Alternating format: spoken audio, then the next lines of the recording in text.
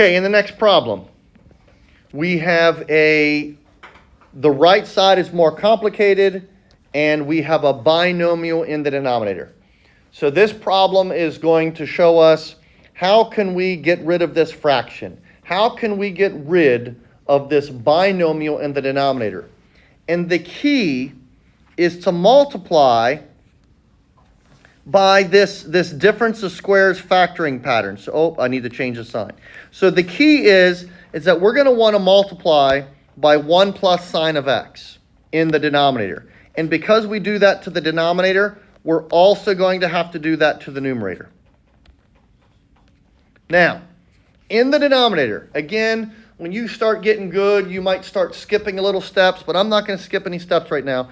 When I multiply the denominator, when I multiply this denominator, and I highlighted it in pink, you're going to get 4 terms. You're going to get 1 plus sine x minus sine x minus sine squared x.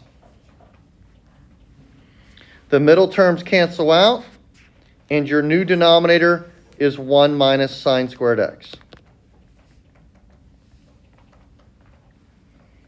Your numerator, if you distribute the cosine to the binomial 1 plus sine of x, you're going to get cosine x plus cosine x sine of x.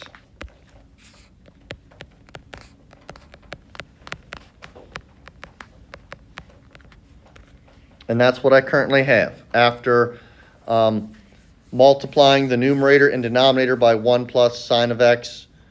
And the whole reason I did that was so that I could get this version of a Pythagorean identity. I've seen that yellow highlight before. This famous saying. I've seen that before.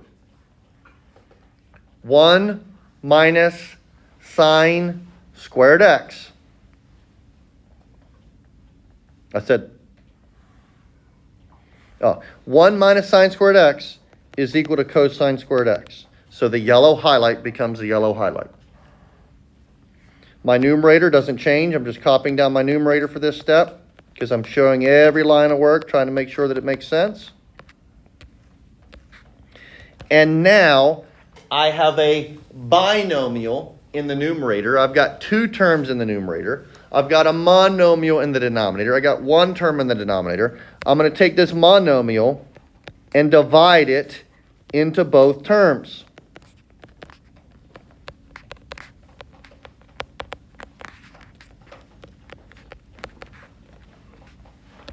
So I'm taking that yellow cosine squared x and I'm dividing it into each term. The left fraction simplifies to be 1 over cosine. I've seen that before. I bet you I know what that's equal to. And the right fraction, again, if you remember your rules for exponents, you don't need to do this, but I'm just going to show it to you. I'm going to show every step in case you're struggling. This is cosine x over cosine x times cosine x. The cosine squared x is 2 of them. So I got 2 of them in the denominator. I got 1 of them in the numerator. 1 of them cancels out. I got 1 left.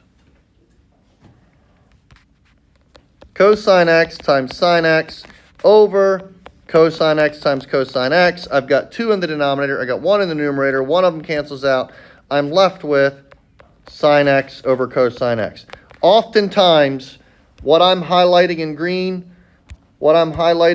often I skip that. But I just wanted to show it to you so that you can remind yourself in case you're struggling of how oftentimes I'll skip that green highlighted line and go from the line above to the line below.